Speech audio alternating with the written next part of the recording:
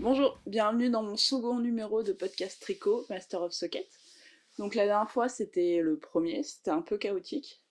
J'étais très fatiguée, il faisait nuit. Et donc je me suis un peu emmêlée les pinceaux un peu dans tout. Mais en fait c'est un peu ma signature. C'est que, voilà, je suis pas quelqu'un d'extrêmement organisé sur certaines choses. Donc autant d'autres je vais être psychorigide, autant d'autres c'est plutôt à l'improviste. À l'improvisation, pas à l'improviste. Bref, j'espère que vous allez bien. Je profite du 1er mai pour tourner ce nouvel épisode qui retrace à peu près tout ce que j'ai fait en avril niveau tricot. Voilà. Donc je vous l'avais présenté la semaine dernière. Enfin la semaine dernière. La dernière fois, c'est mon My Blues que je peux enfin porter. Voilà. Il est trop bien. Il est fait en fonti moustache, il est léger, il est agréable. Bref, parfait pour cette saison. Dessous, je porte un débardeur parce qu'il est un peu court, donc avec un jean, quand je monte les bras, il a tendance à remonter. Donc voilà, j'ai un petit débardeur, mais il n'est pas du tout transparent. Donc c'est très agréable à porter, puis ça fait une jolie silhouette. Voilà. Donc, depuis la dernière fois, je vous avais parlé de la My Blues Bloom. Non, ah ça y est, ça commence. Je vous avais parlé de... Je vais prendre mes notes, ce sera plus simple. Du Nordic Bloom.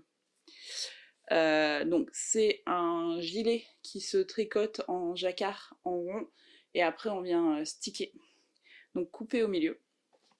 La dernière fois que je vous l'ai montré, j'avais fini le gilet, j'avais fait la patte de boutonnage et il me restait plus qu'à couper dans le vif.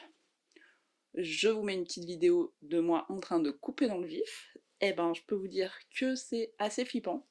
Alors je me suis dit que pour un premier stick c'était pas mal parce que c'était pas très grand, ça se tricote en 4, 4,5 donc ça va très vite, au pire c'était pas très très grave. Si je me plantais, spoiler, je me suis pas plantée là-dessus. Donc j'avais fait la batte de boutonnage, je l'ai bloqué, j'ai coupé, tout allait bien et puis en fait gilet trop petit. Le problème du stick c'est que en fait on n'a pas vraiment la vraie taille. Sachant que j'ai pas utilisé la bonne laine pour ça, c'est de la laine que j'avais achetée pour faire le Nordic Alpine Bloom. Mais c'est des laines qui disent qu'ils peuvent être tricotées en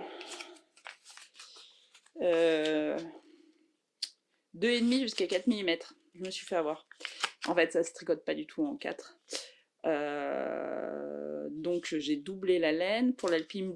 Pour l'Alpine Bloom, ça passait pas, donc j'ai décidé de faire le gilet que j'avais vu depuis un moment, que j'attendais qu'il sorte. Donc c'est de la Bio Shetland de BC Garn, laine rustique que j'aime beaucoup. Et donc j'ai fini mon gilet, j'ai mis les boutons et il s'avère que c'était trop petit et pas vraiment joli. C'est censé être un peu oversize. Bon, j'aurais dû clairement faire la taille au-dessus parce qu'en fait ça se tricote en 4,5, je l'ai tricoté en 4. Bon, bah voilà. Mais le stick, bah, on peut plus défaire une fois que c'est coupé. C'est pas très grave, je voulais quand même le porter, c'était vachement agréable à faire, c'était une expérience vachement cool. Donc là-dessus, il ne me reste plus qu'à rentrer les fils et coudre les boutons. Et ce que j'ai fait, c'est que j'ai défait entièrement ma patte de boutonnage. Et je l'ai fait beaucoup plus large que prévu. C'est-à-dire que je l'ai doublé. Alors, ça fait limite un col châle en haut. J'ai pas pu aller plus loin parce que sinon ça remonte trop dans le cou, c'est pas très élégant.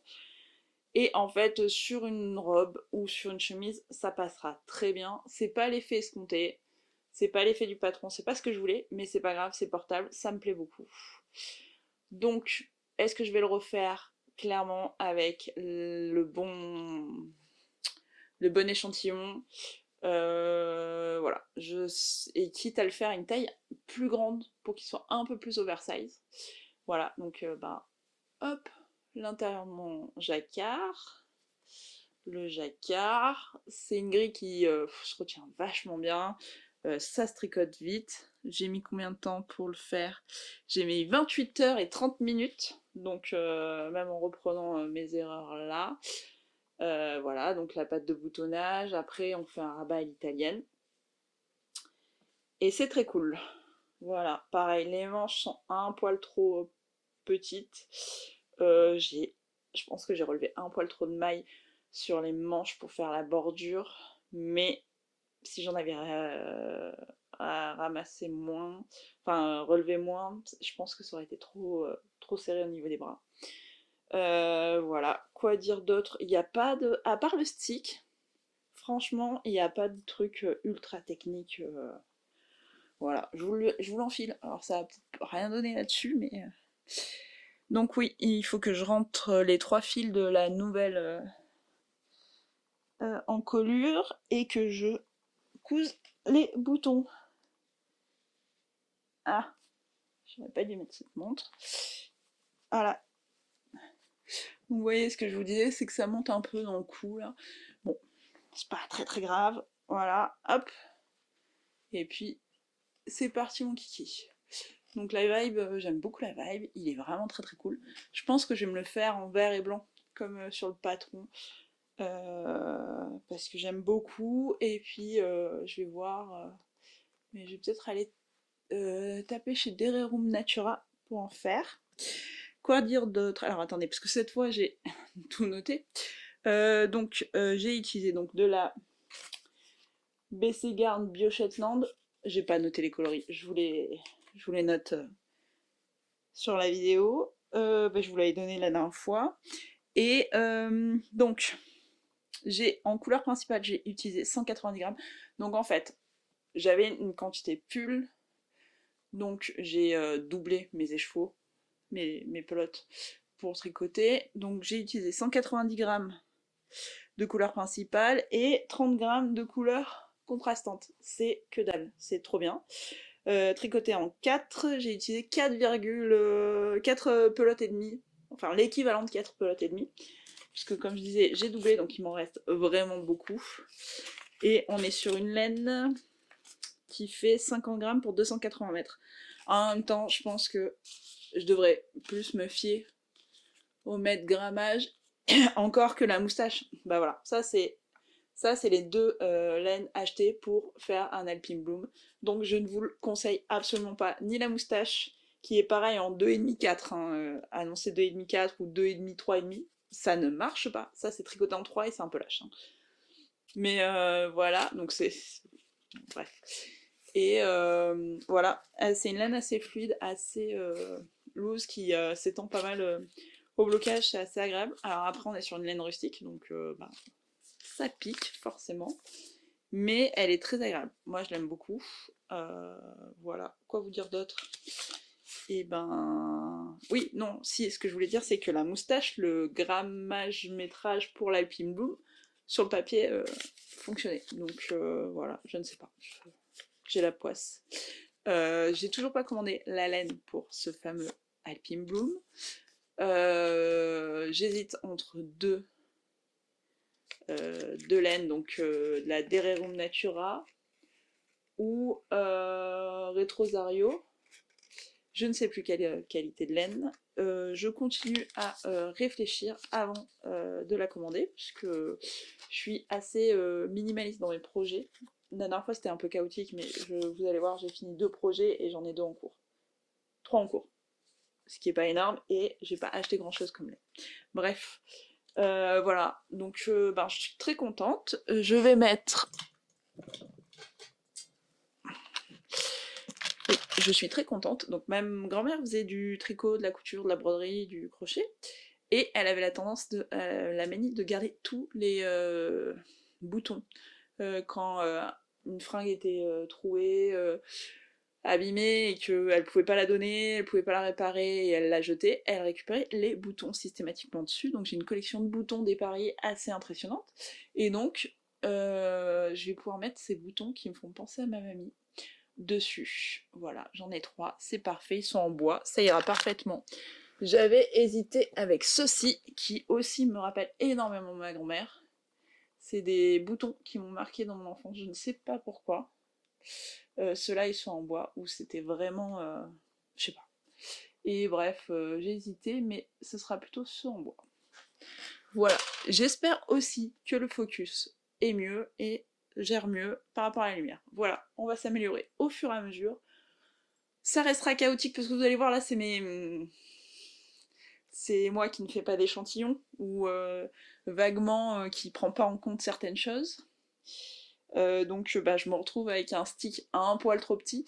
Alors, il me semble que Calimitinite aussi a eu un problème de taille avec son stick, donc je pense que je sais pas trop comment on peut appréhender et envisager ça. Voilà, c'est un truc à garder en tête.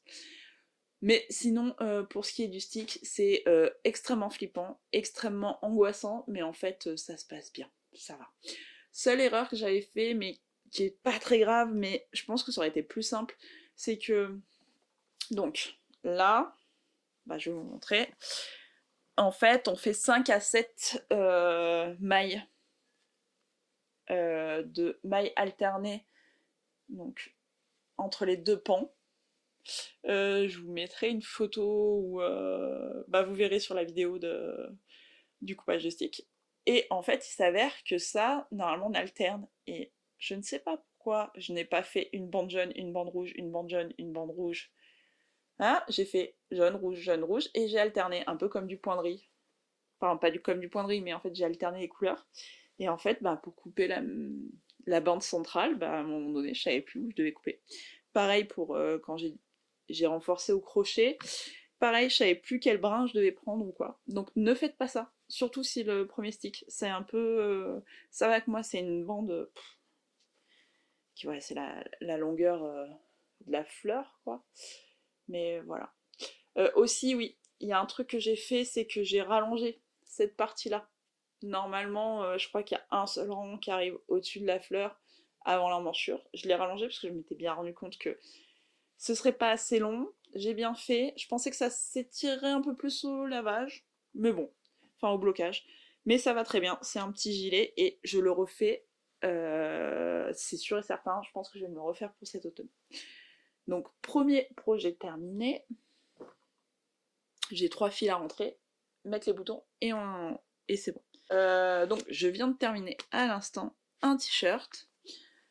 S'avère que j'aime beaucoup les laines rustiques, mais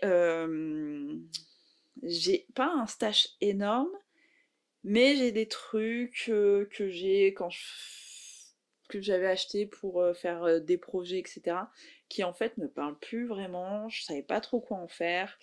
Et donc, et c'est pas quelque chose que je rachèterais pour tout un tas de raisons, mais en gros, j'avais une quantité un peu ouais, une quantité pull, t-shirt de viscose de bambou de chez Fonty, mais avec plein de couleurs différentes et genre 2 ou 3 pelotes par couleur, et peu compliqué de faire quelque chose avec. Des couleurs qui sont pas mes couleurs vraiment. Bref, et je me suis dit, ok, donc l'année dernière, la dernière fois, je vous ai montré mon combo de laine que je me suis que j'ai récupéré chez Laine de Mouton, Plume de Mouton. Ah, je vais pas y arriver en fait. Je suis plus réveillée, mais chez Plume de Mouton pour me faire un petit haut. Mais le patron est pas encore sorti. En fait, il est sorti l'année dernière dans un bouquin et j'attends sa sortie digitale. Bref. Donc j'ai cette quantité de laine là qui m'attend pour pouvoir faire ça, mais le patron est toujours pas sorti. J'avais pas grand chose à tricoter parce que j'arrivais sur la fin de mes ce gros, enfin de mon Nordic Bloom. Et donc je suis allée dans mon stash et je me suis dit qu'est-ce que je peux faire avec un truc quand même de saison, quoi. Parce que sinon, ouais, effectivement, j'ai récupéré de la grosse laine rustique, mais j'ai pas envie de la tricoter en ce moment. Bref. Tout ça pour dire que j'avais cette viscose de bambou et je me suis dit tiens je vais me faire un t-shirt avec. Donc j'ai cherché un modèle et je suis tombée sur le modèle Sabella d'Isabelle Kramer. Et en fait, il est génial ce t-shirt. Je l'ai adoré. Je l'ai fait dans une taille un peu trop grande. Il faut que je le refasse. Si je le refais, ce sera dans une taille un peu plus petite. Et je pense que je vais le faire modèle. Là, c'est la version manche courte. Mais je pense de plus en plus me en faire un pour cet hiver en laine et manche longue.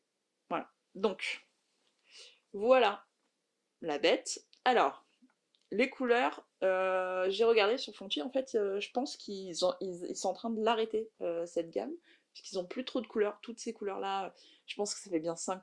Non, ça fait plus de 5 ans que je les ai achetées. Donc voilà. Donc c'est une association de couleurs que j'aurais pas forcément faite si j'avais pas eu besoin de cette quantité-là pour faire un t-shirt. Donc comme vous voyez, il est très oversize. Voilà, je pense que j'ai fait pareil, hein, j'ai pas fait de... Je me suis fiée à l'étiquette, donc j'ai pas fait d'échantillon. En fait, je m'en foutais un peu là, c'est un t-shirt à rayures, bon bah... Il est oversize, donc si c'était un peu plus petit, c'était un peu plus fit, et si c'était un peu plus grand, c'était un peu plus oversize. Franchement, voilà. Donc, je crois que je l'ai fait un peu plus long que préconisé. Donc comme vous voyez, ben là j'avais plus assez de bleu, donc ben, j'ai tout continué en marron. Et pareil pour les manches, en fait je les ai pas faites aussi longues que sur le patron parce que j'avais pas assez de fibres pour finir le bas de mon t-shirt. Je suis pas à l'aise avec des trucs trop crop. Et donc voilà. Donc c'est un t-shirt qui est très très large. Je sais pas si je vais le garder pour moi. Je ne sais pas si je ne vais pas le donner à ma mère. Finalement, je l'aime beaucoup. Je l'ai porté. Il est assez fluide, machin. Il est un peu lourd quand même, donc ça, ça tire un peu, mais le drapé est cool en fait. Donc j'attends de voir le blocage parce que bah, je viens de le finir. Donc la construction était très cool. C'était la première fois que je faisais des manches marteau. Et ben j'adore ça. C'est trop bien. Donc c'est un jeu d'augmentation, de diminution sur les manches et sur le corps. On a un peu des rangs raccourcis, on les voit bien. C'est cool ça là avec les rayures parce qu'on le voit très bien. Vous voyez là c'est le dos et là c'est le devant. Et c'est vraiment... en fait la différence de hauteur de bande c'est vraiment les rangs raccourcis à l'arrière. Donc ça c'est vraiment, je sais pas, j'aime beaucoup cet effet que ça donne avec la rayure. Donc c'est un t-shirt qui est fait pour être fait en rayure, mais je pense que je me le ferais bien uni.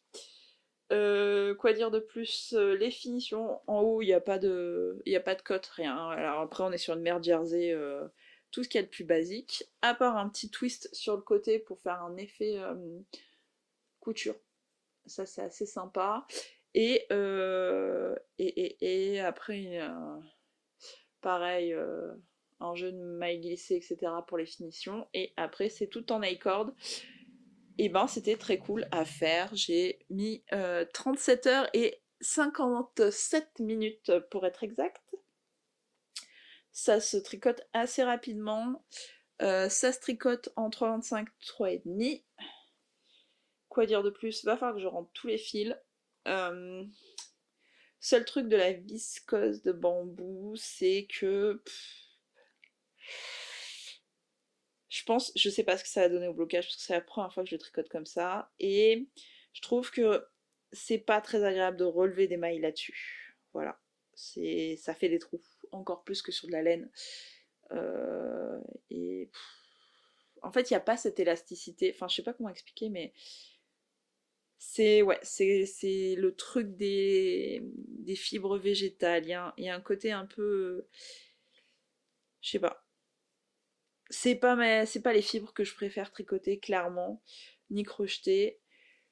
Mais ça fait le job. C'est un petit top d'été. Je ne sais pas si c'est moi ou ma mère qui allons le porter. Je pense que ça peut être très cool aussi sur une robe. Porter sur une robe. Quand je lève les bras, ben, ça remonte un peu parce qu'en fait, l'emmanchure, enfin le dessous de bras descend très bas. Je me suis peut-être plantée là-dessus, hein, ou peut-être que j'aurais dû faire. Je pense que j'aurais dû faire la taille en dessous. Ce qui m'aurait permis d'avoir des manches plus longues. Mais en fait, ouais, le bas de la manche m'arrive là. Voilà, c'est-à-dire là. Bon. Mais voilà, c'était très cool. C'est un petit projet side quest, pas du tout réfléchi, pensé, etc. C'est tiens, qu'est-ce que j'ai dans mon stash, qu'est-ce que je fais avec. Voilà, c'est des petits trucs que j'aime bien faire parce que j'ai. Alors oui, comme je disais, j'ai pas un énorme stash, mais j'ai quand même des trucs un peu improbables que je m'oblige à tricoter pour les sortir de mon stash parce que ça prend de la place et parce que j'aime pas avoir beaucoup de choses dans mon stash. Donc voilà, c'est même pas j'achète, je sors, j'achète, ou j'achète donc je dois sortir. C'est que je sors et puis après on verra. Voilà, de mon stash. Voilà, quoi dire d'autre? Très agréable à tricoter. Oui, alors, dans mes notes. Donc c'est la fonte bambou, j'ai utilisé 465 grammes, c'est à peu près l'équivalent de... c'est un peu plus de 9 pelotes, soit 883,5 mètres. Voilà. Je pense que un peu plus ajusté, en laine, ça doit être extrêmement agréable à porter l'hiver, ou même en automne, juste ça, avec peut-être un débardeur dessous. Voilà. Mais ouais, je pense que je vais me faire ça pour cet automne. Donc voilà, ça c'est tout ce que j'ai tricoté pour ce mois d'avril. Et maintenant, je vais vous présenter mes encours. Donc il y en a 3. Et je vais vous montrer du plus abouti au celui que je viens juste de commencer. Donc, la dernière fois je vous ai montré, je me suis fait une paire de chaussettes en laine rustique, 100% laine, en laine de Frisonne. Et là je fais une nouvelle paire avec cette laine, pas pour moi, pour la créatrice de cette laine. Donc, pour celles et ceux qui n'ont pas suivi. Moi j'habite dans le Morvan et à côté de chez moi, à 16 km exactement, il y a un élevage de brebis et de chèvres mohair, enfin chèvres angora. Donc il y a plusieurs types de, de brebis, de la Frisonne, de la Gotland, etc.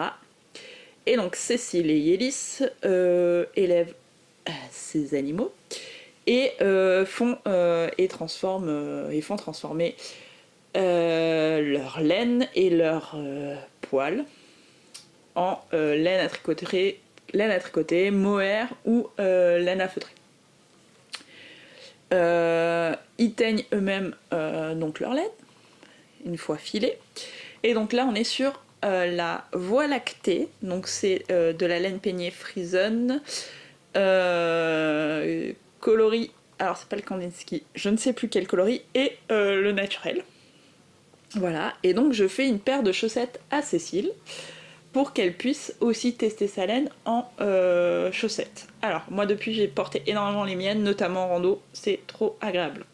Après j'adore la texture de la laine rustique sur mes pieds, j'adore...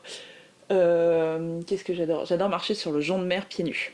Donc je serai du type à pouvoir me faire des chaussettes en laine rustique, en pointerie, même sous le pied, parce que je trouverais ça très très agréable. Je n'exclus pas de un jour me les faire. Et donc on teste en ce moment la solidité de son fil, donc 100% laine, pour voir si elle peut proposer des combos chaussettes ou proposer quelque chose voilà, sur la chaussette. Donc j'en suis à ma première chaussette de la paire pour elle. On est sur chaussettes classiques avec talons renforcés, goussés. Alors ce que je fais c'est que le talon et la pointe, vu que c'est de la laine, c'est 100% laine, je les tricote avec des aiguilles en dessous, histoire qu'elles soient bien serrées, donc bien costauds. Que dire de plus? Le coloris est vraiment sympa, c'est très cool parce qu'on voit les rayures, c'est très marrant le motif qu'elle donne. Voilà, écoutez, j'ai bien avancé. Je pense que j'aurai fini sa paire d'ici la fin du mois. Et voilà. Alors, ce qu'il faut savoir sur la laine rustique, c'est que c'est un peu moins élastique que de la laine à chaussettes classique, en fait que de la laine que du mérino. En fait, là, la Frisonne est moins élastique que le mérino. Donc on va avoir moins d'élasticité là.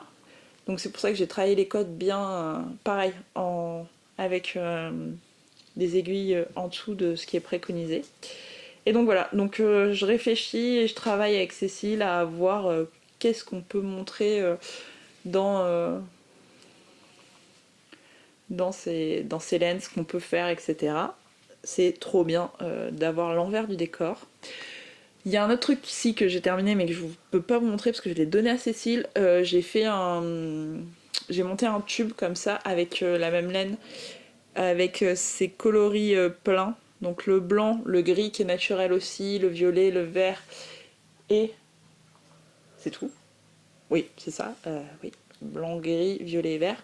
Et je lui fais un tube comme ça avec un jacquard. Je vous mettrai une photo pour voir ce que ça donnerait tricoté en jacquard. C'est très très agréable, c'est très cool à faire. Donc je pense que prochain essai, parce qu'en fait Cécile me laisse aussi de la laine pour lui faire des échantillons, mais aussi pour faire des tests de tout un tas de choses. Je suis assez libre. Donc là par exemple je lui ai fait un granny square avec sa frisonne doublée justement. Pour voir ce que ça donnait. Ça se tient bien, c'est vraiment très joli. Et donc je pense que des mitaines en jacquard, ce serait très très cool avec sa laine. Voilà. Donc ça c'est mon premier en cours qui avance bien et qui va être très cool comme projet. Mon second en cours, je vous en avais parlé la semaine dernière, toujours pas, hein, la dernière fois dans mes projets à venir. Et donc ça, je vais prendre le nom, c'est un patron de Wool & Pine. Et c'est le Raccoon Hat. Donc c'est un bonnet avec tout un tas de torsades et vous n'allez strictement rien. Ah si, ça rend vachement bien à la caméra, j'ai l'impression. Je pense qu'on voit mieux à la caméra qu'en vrai. Trop bien. Bon, on verra encore mieux au blocage. Donc là, j'ai fait toute la partie côte. Donc c'est des côtes semi-torse. Pareil, hein, toujours pas le bon échantillon, mais c'est pas grave, c'est un bonnet. L'échantillon est en dessous, donc c'est parfait. Ça sera un peu plus resserré parce que c'est de la laine. Donc c'est de la laine industrielle qui doit avoir 20-30 ans, je dirais. C'est une bergère de France vraiment vintage. En fait, j'ai une copine qui est revenue avec 2 énormes cartons de laine qu'elle a trouvé chez une dame qui lui a donné. Pour la remercier, j'utilise 2 pelotes de ce stock pour lui faire un super bonnet pour quand elle fait ses marchés le matin. Oui, je chipote avec beaucoup de producteurs et donc voilà. Donc pour faire ses marchés et en automne et en hiver, le matin, elle aura bien chaud avec ses torsades. Que vous dire, la grille peut faire très peur. C'est une grille mais vraiment énorme. Parce qu'en fait le bonnet c'est une grille, c'est pas vraiment de la répétition. Il y a 2-3 erreurs dans le patron qui m'ont donné un peu des sueurs froides, je comprenais pas. En fait, dans les abréviations et des diagrammes, les explications du diagramme, il y a typiquement il y a un carré avec un point à l'intérieur et il y a marqué repeat. Mais repeat quoi? En fait non, c'est repeat rien du tout. En fait, il n'est pas censé avoir de picto devant, c'est juste REP repeat. Donc ça en fait ça c'est paumé. Et pareil, il y a un des pictos qui est sur la ligne au-dessus de ce qu'il devrait être. Donc j'avais un peu peur, enfin ça m'a fait un peu flipper ce truc de rien comprendre, c'est en anglais, j'étais un peu paumée et puis j'étais en mode bon, quand même c'est censé être plus simple puisque c'est un diagramme, donc il n'y a pas besoin de trop maîtriser l'anglais, puisque tout le bonnet est en diagramme, donc c'est cool, il n'y a pas de répétition, c'est vraiment, on voit le bonnet se construire. J'ai quand même demandé à une copine qui est bilingue et qui ne comprenait pas non plus, jusqu'à ce que Comment je me suis rendu compte de ça? Bonne question. Ah bah si, je m'en suis rendu compte parce que... Alors je ne sais plus si je l'ai acheté en même temps ou si c'était ensemble. Il y a un pull sans manche rock de Wool & Pine Rockwood, qui est très joli aussi, que j'avais et je suis allée voir, c'est exactement le même motif et en fait il n'y a pas cette erreur sur ce patron là. Donc voilà. Et puis en fait c'était logique en regardant le diagramme, mais franchement le diagramme au premier abord j'étais en mode je me suis peut-être lancée dans quelque chose qui n'était pas à hauteur de mes capacités. Bon si en fait ça va, ça se fait très très bien, ça se tricote vite. Donc là, je suis à 5h40 là-dessus. C'est les cotes qui est le plus long, objectivement. Et puis de comprendre le patron. Ça, voilà. Et donc, je suis en 4,5 là-dessus. Sachant que j'étais en 4,5 sur quoi? Non, je suis en 3,5, pardon, là-dessus. Et j'étais en 3,5 donc sur mon Sabella. Donc j'ai un peu mis en pause ça quand j'ai lancé le t-shirt parce que c'est moins urgent. Et surtout, en fait, jusque-là, j'avais des circulaires fixes en 3,5 et je le faisais là-dessus. Et mon câble n'était pas assez grand, c'était assez pénible. Donc j'en ai racheté des. Donc c'est les unicornes de chez Adi. Et j'en ai racheté, et en plus elles sont lace quand elles sont interchangeables. Et donc j'ai fini mon Sabella avec, et ça va être encore mieux pour faire ça. Voilà, écoutez, rien à dire de plus sur celui-là. J'ai hâte de le finir, mais en même temps ça va pas être un projet... faut être vraiment concentré, parce que il n'y a pas énormément de répétitions, donc on n'apprend pas du tout le motif. Je crois qu'il y a 2 répétitions sur la couronne, quoi, donc de motifs. Faut vraiment être le nez dessus. Faut être concentré, faut pas être fatigué. Donc c'est le genre de truc, ça me va bien de l'avoir commencé maintenant. Ça me prend du temps à le faire parce qu'il faut que j'ai la capacité mentale à me concentrer là-dessus. Et en ce moment, c'est pas le cas parce qu'en fait, moi je tiens une boutique de producteurs locaux. Et donc là, tout le mois d'avril, c'était les vacances de Pâques de toutes les zones. Et j'ai aussi une chambre d'hôte. Donc ça veut dire que je me lève à 7h le matin, j'amène le petit déjeuner à mes hôtes, je prends mon petit déjeuner, à 9h j'ouvre ma boutique, jusqu'à 12h30 je tiens ma boutique, à 12h30 je fais une pause déj, et à partir de 13h30 jusqu'à à peu près 16h, je fais le ménage, des lessives et les chambres dans ma chambre d'hôte, j'en ai 2. Et après, à 16h jusqu'à 19h, je reprends le taf dans la boutique. Et puis j'accueille les gens qui vont dans la chambre d'hôte, bref. Donc je me fais des sacrées journées en ce moment, sachant que en fait c'est les vacances, donc j'ai pas mal de passages à la boutique et en chambre d'hôte. Donc le soir je suis assez rincée et donc j'ai du mal à... D'où mon état de fatigue de la dernière fois, parce que ça a commencé à ce moment-là. Donc là, ça, ce sera pour les moments un peu plus en creux. Voilà, alors vous verrez, ça c'est mes sacs à projet, c'est ma spécialité, c'est des sacs, des tote bags que les gens me ramènent des choses dedans, etc. Ça, il vient d'Inde, je ne sais absolument pas ce que c'est. Ma tante m'a ramené des épices et des perles d'Inde là-dedans, et je me suis dit, tiens, c'est un magnifique sac à projet. Autre sac à projet, un de mes préférés, alors pas du tout, ça c'en est un autre, c'est pareil, ça c'est ma mère qui m'a filé ça. C'est quoi? La grande fête du livre pour la jeunesse, lire en short. Voilà, ça, voilà, là-dedans j'ai quoi? J'ai mes chaussettes que je n'ai pas touchées depuis la dernière fois, et mon mec me connaît extrêmement bien. Il aime bien me rapporter des petites choses quand il part en déplacement pour le taf ou en week-end entre potes. Et la dernière fois, il était en Allemagne. Il a fait les courses, tout est consigné, il y a pas mal de choses en Allemagne, etc. là-dessus. Et ils ont, dans les grands magasins, ils ont des tote bags. Et en fait, son pote lui dit, mais pourquoi tu prends le tote bag, on en a pas besoin. Il dit, si, c'est un cadeau pour Sego. Voilà. Il m'a ramené un tote bag géant, allemand, de supermarché. Et c'est trop bien pour mettre des pulls, des encours de pulls. Alors oui, venez pas chercher chez moi les sacs à encours mignons, machin, etc. Moi, ma collection de sacs à encours, et j'adore vraiment ça, c'est des tote bags promotionnels. What the fuck. Donc là, en gros, ça veut dire j'ai payé... Enfin, je parle pas allemand depuis très très longtemps, mais en gros c'est j'ai payé mes courses moins cher que les tiennes. Et voilà, donc voilà, ça c'est... Mon mec me connaît très bien parce qu'il s'est dit, tiens, ça va lui faire plaisir. Voilà, je vous montrerai d'autres sacs en cours, mais en gros je collectionne pas les sacs en cours tout beau, tout mignon. Moi c'est des tote bags ou des paniers. Voilà, panier. C'est comme ça, chacun son délire.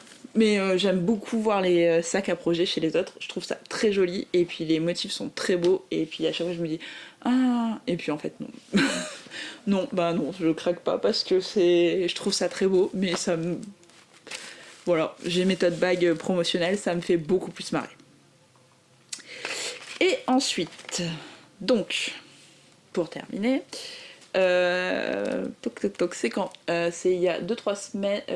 Je ne sais plus quand c'était. C'était après Pâques, je crois. Bulbe Bizarre a fait un vlog podcast et elle montrait ses encours et elle a montré je vais prendre le Heirloom Quilt Cardigan. Et je me suis dit, tiens, je me ferais bien un truc comme ça. J'ai hésité à me le faire en granny. J'adore. J'ai horreur de crocheter. Mais j'adore faire des granny squares. En gros, je peux faire des granny à la pelle. Mais j'aime pas faire des pièces en crochet. Hormis le granny square. J'adore vraiment le granny. Je peux passer des heures à faire des granny pour faire des granny. Mais j'aime pas trop crocheter. Voilà. C'est ce que j'ai appris en premier. Mais je suis plus à l'aise en tricot, et sauf pour les granny, j'adore ça. Donc j'ai hésité à me faire le même style de cardigan en granny, et puis j'ai montré à mon mec, et il m'a dit non, fais-toi celui avec le jacquard. Donc ni une ni deux. Pareil, toujours pas d'échantillon, parce que ce serait trop facile. En fait, si on fait un carré, donc c'est un échantillon. Et ben j'ai fait mon premier échantillon, et toujours en Bio Shetland de BC Garn avec la couleur de mon Nordic Bloom doublé. Vais-je y arriver? Voilà. Et puis ça rendait bien. Donc. Désolée, il y a une mouche géante. Donc ce que j'ai fait, ça rendait bien. J'ai commandé. Donc là c'est un encours qui. Bon, bah voilà, il n'y a que ça en encours. J'ai mis à peu près 1h30, mais c'est le premier. Ça faisait longtemps que j'avais pas fait de jacquard en aller-retour. Voilà, trouver ma tension, machin, etc. Etc. Et donc, avec mes fameuses Adi Unicorn en 4 interchangeables, voilà, que j'adore d'amour. De toute façon, c'est simple, hein. Chez moi, c'est les Adi Unicorn et les Xiaogu pour mini circulaire pour les chaussettes. J'ai un petit kit Knit Pro, c'est mon premier kit interchangeable qui me sert en dépannage ou pour prêter, mais sinon, j'ai rien d'autre. Et à part les aiguilles droites classiques qui étaient à mes grands-mères. Donc, ça, c'est les fameuses couleur de mon Nordic Bloom. Et ensuite j'ai pris 4 autres couleurs. Donc vous allez voir, on est dans le délire automne et évidemment Hobbit. Ça faisait, je l'avais pas encore casé. Donc on est sur ces deux verres là que j'aime particulièrement d'amour. Et sur ce rouille et ce blanc naturel. Donc, est-ce que je vais réussir à tout vous montrer? Hop. Hop. Donc pour l'instant, j'ai acheté un écheveau de chaque pour me rendre compte de ce que ça donne. Je les achète sur Rascol. Voilà. Je ne sais pas encore de quelle couleur je vais faire les manches et la patte de boutonnage. Je me suis pas décidée... Sachant que le bordeaux est vraiment... Enfin, j'en ai pas mal puisque c'était ma couleur principale pour le Alpine Bloom. Donc voilà. Et je suis très contente. Donc, j'avais fait mon test ça. J'ai reçu à temps cette laine-là. Pile poil cette semaine, au moment où je finissais mon Sabella. Et donc, hier, je les ai bobinés. Magie du montage. Et je les ai bobinés et donc je vais pouvoir me lancer là-dedans en faisant mes petits carrés. Et voilà, donc ça c'était mon encours tout juste commencé avec ma dernière acquisition laineuse. Enfin ma presque dernière acquisition laineuse. Donc je vais pouvoir passer à la partie acquisition laineuse. Et vous allez voir, ça va aller vite. Donc pour la petite histoire, dimanche dernier, donc le dernier dimanche d'avril, il y a une opération qui s'appelle de ferme en ferme. Donc nous c'était en Saône-et-Loire et une toute petite partie en Nièvre. Et sinon vous en avez beaucoup dans la moitié sud de la France. Donc c'est les départements. Si vous allez sur le site de ferme en ferme, vous verrez.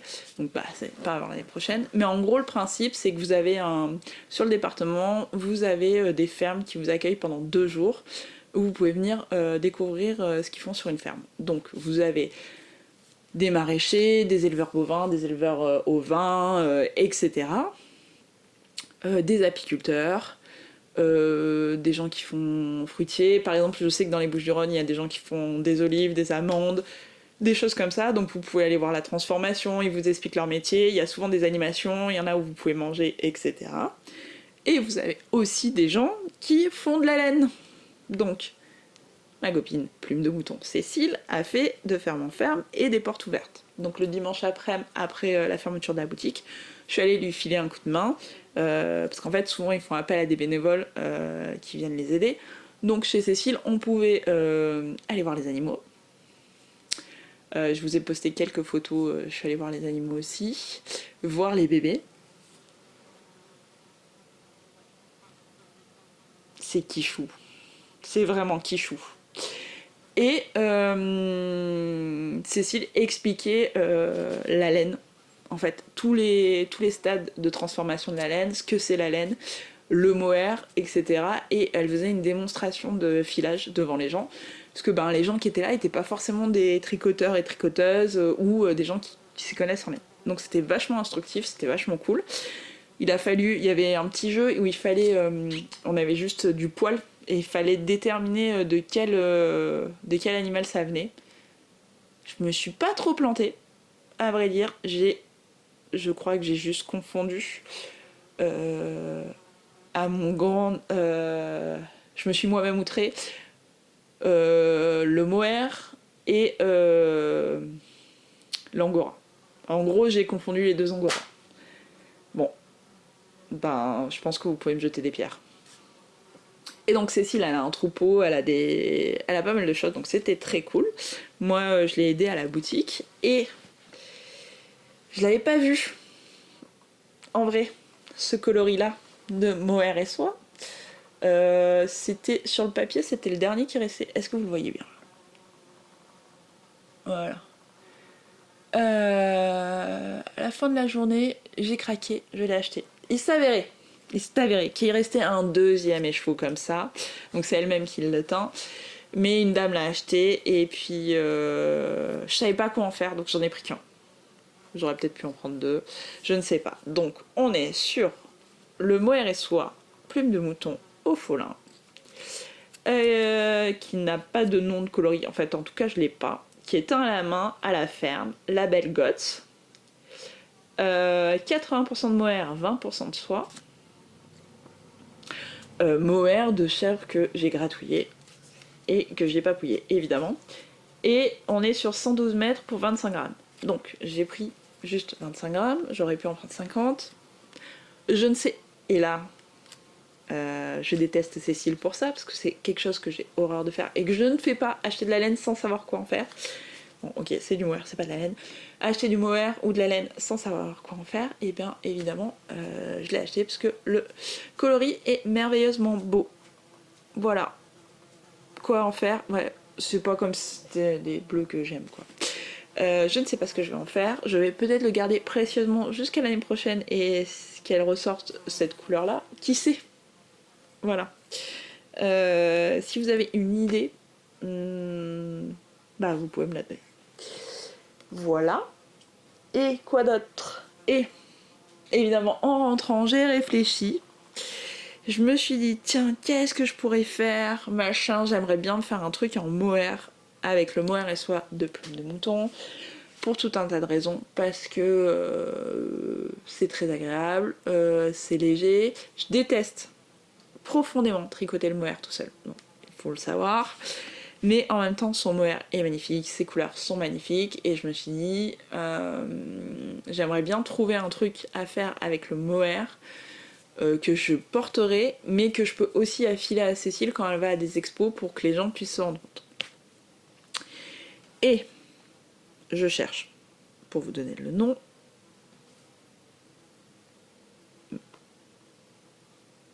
pour pas faire de bêtises, et donc...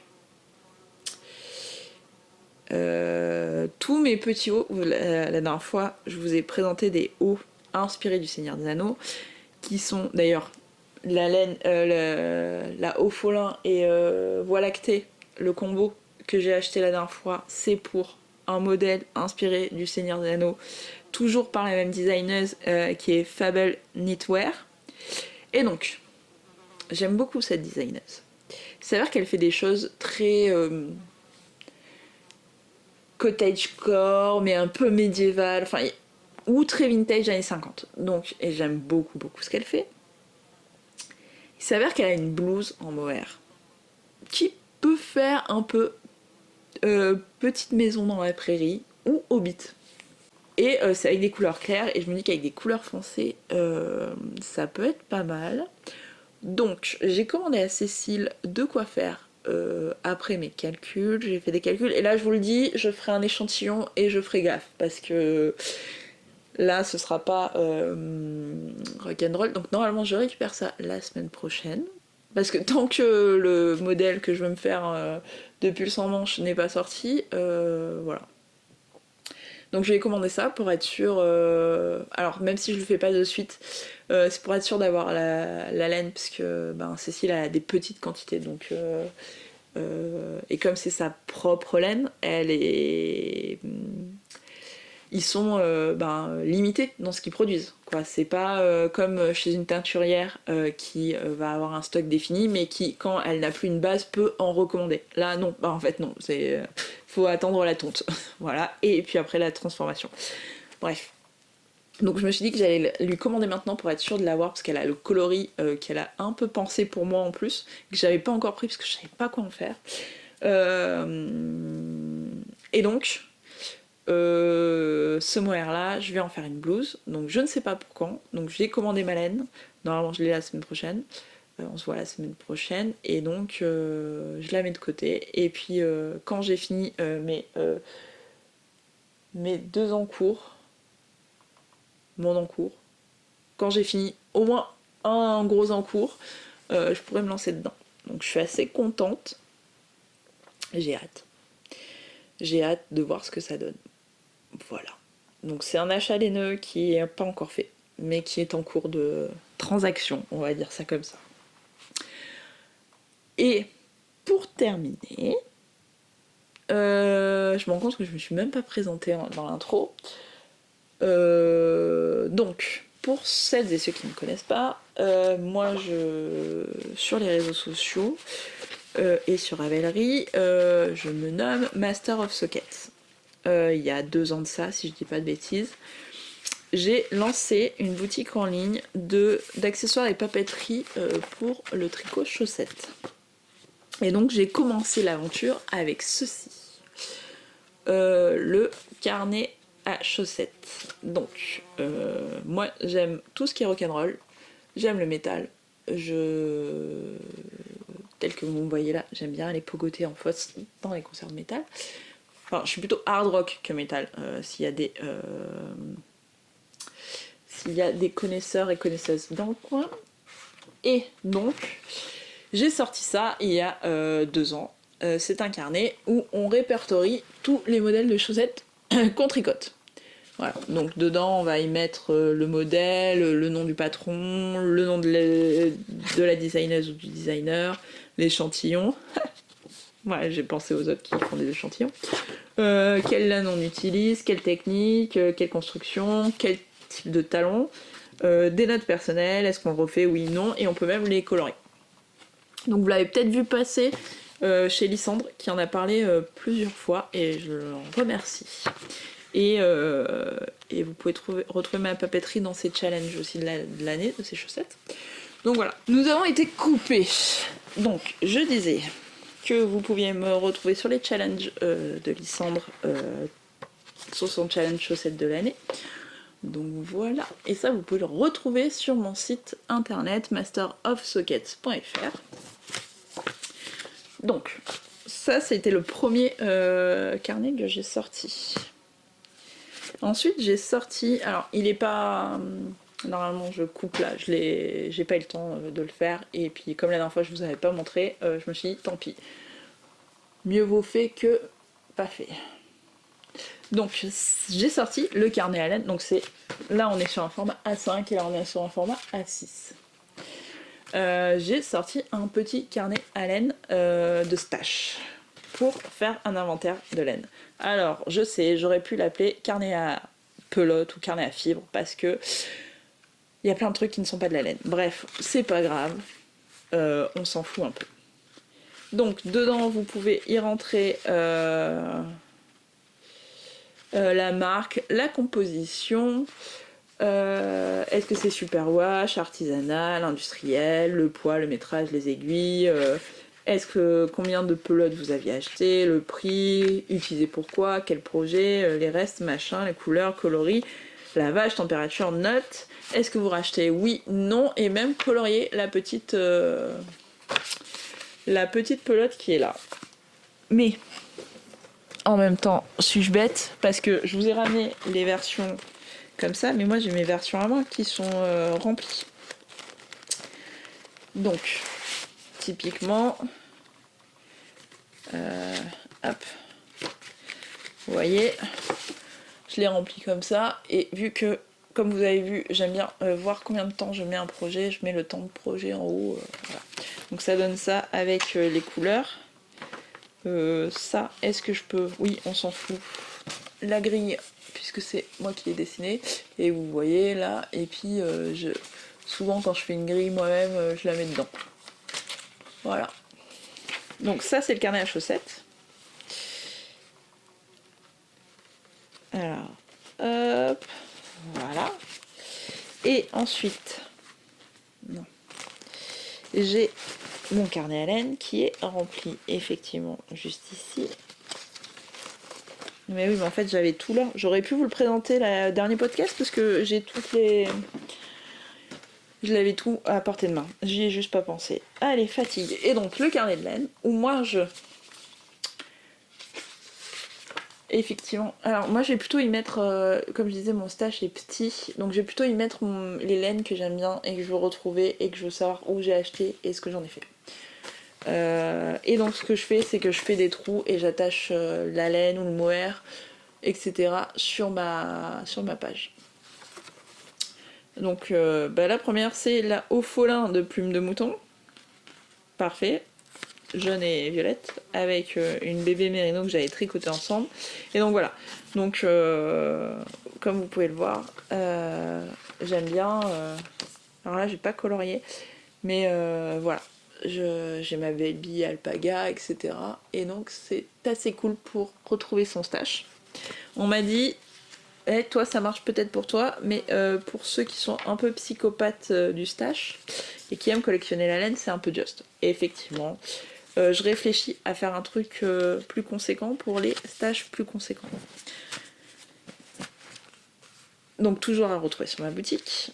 Ensuite, j'ai sorti un petit bloc-notes avec une grille de jacquard à faire soi-même, pensée pour les chaussettes et pour le motif chaussettes qui se répète. Donc on est sur une grille qui peut se répéter sur les tailles standards de chaussettes jacquard. Est-ce qu'on y... Mais non, vous y voyez rien, c'est ça? Voilà. Après, je les ai pensés aussi pour que ce soit facilement mis dans un sac, etc. Quand on veut partir colorier, etc.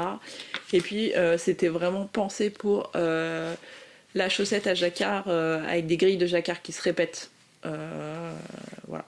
Donc, c'est avec une hauteur de tige à peu près... Enfin voilà, et puis si vraiment vous voulez une très grande grille de jacquard, vous les scotchez entre elles. Ça marche très bien aussi. Et pour finir, le dernier que j'ai sorti cette année, c'est le carnet à mensuration de pied.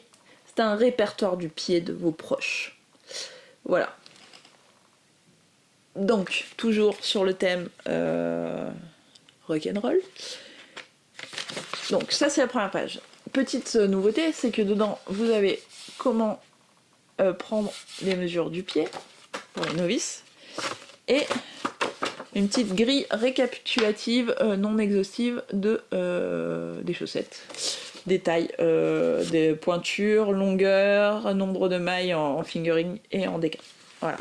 Et donc dedans, attendez, je planque parce que mes nièces, je suis pas sûre qu'elles kiffent que je montre ça, mais donc en gros, vous avez 2 personnes par page. Donc en fait, c'est un petit carnet, mais vous mettez quand même pas mal de trucs. Alors c'est que pour les pieds, hein. Mais vous avez, vous pouvez mettre 2 personnes par page. Vais-je y arriver? Non. Ah. Bon, j'espère qu'il y aura un truc lisible dans tout ça. Donc vous avez la pointure. Donc on rentre le prénom, la pointure, la taille du mollet, la taille de la cheville, enfin la circonférence du mollet, la circonférence de la cheville, le tour de pied, la longueur du pied, est-ce que c'est un enfant, est-ce que c'est un adulte, et une petite note en mode coup de pied fort, oignon sur le pied, enfin ça c'est des choses qu'il faut prendre en compte. Voilà, moi typiquement, je fais du 41, mais en fait j'ai le pied très fin, c'est que j'ai le pied long et les orteils longs. Donc ça change un peu la manière dont je fais les chaussettes, quoi. Il faut que je les fasse un poil, enfin il faut que je les fasse serrées, sinon je flotte dedans, et en même temps j'ai le pied assez long. Bref. Donc c'est toutes les choses que vous pouvez noter. Et donc ça, vous pouvez le retrouver sur ma boutique. En ligne. Voilà. Ensuite, je vous fais le moment auto-promo, parce que je ne l'ai pas fait la dernière fois, et que j'aurais peut-être dû, mais bon, bref. C'était le moment de la présentation. Ensuite, je propose d'autres choses. J'ai quelques aiguilles à tricoter, les chaussettes, les Xiaogu, les Mi. Et ensuite, j'ai des accessoires que moi je dessine et je pense. Donc, je les fais faire parce que je n'ai pas de découpeuse laser. Mais en gros, j'ai des sets d'anomarqueurs. Non, ça va pas vouloir prendre autre chose que mon visage. Donc j'ai 2 sets d'anomarqueurs en bois gravés. Je vous mettrai des photos, ce sera plus simple. Mais un peu sur le thème de la magie, l'ésotérisme, etc. qui s'appelle Willow. Voilà, donc vous avez un... Qu'est-ce qu'on a? On a un sacré-cœur avec un œil. On a une potion en forme de cœur. On a une clé. On a une boule de cristal avec un œil, j'aime bien les yeux. On a un cristal, on a un chapeau de sorcière, un sablier, une lune, un cristal, un papillon de nuit et un serpent avec une lune. Voilà. Et ensuite j'ai aussi sorti, mais alors en fait c'est 2 trucs, je vous en parle, mais j'en ai plus sur la boutique en ce moment. Il faut que je vois, parce qu'en fait comme je l'ai fait faire, il faut que j'ai assez de commandes pour que ça soit pas trop cher pour vous et pour moi. Mais en gros, ne me regarde pas, voilà. En gros, j'ai fait ça, c'est un diviseur de fil pour le jacquard pour éviter que ça s'en mêle. Et donc ça s'accroche sur son sac à projet et on fait passer les fils là dans les 4 trous pour pouvoir faire son jacquard sans que ça s'en mêle. Ou alors, on peut accrocher ces anomarqueurs dessus pour les... Hop là, pour les avoir à dispo, par exemple les anneaux marqueurs en poule, quand on fait des diminutions, augmentations et qu'on doit mettre baliser ces augmentations, etc., ou ces motifs, ces répétitions.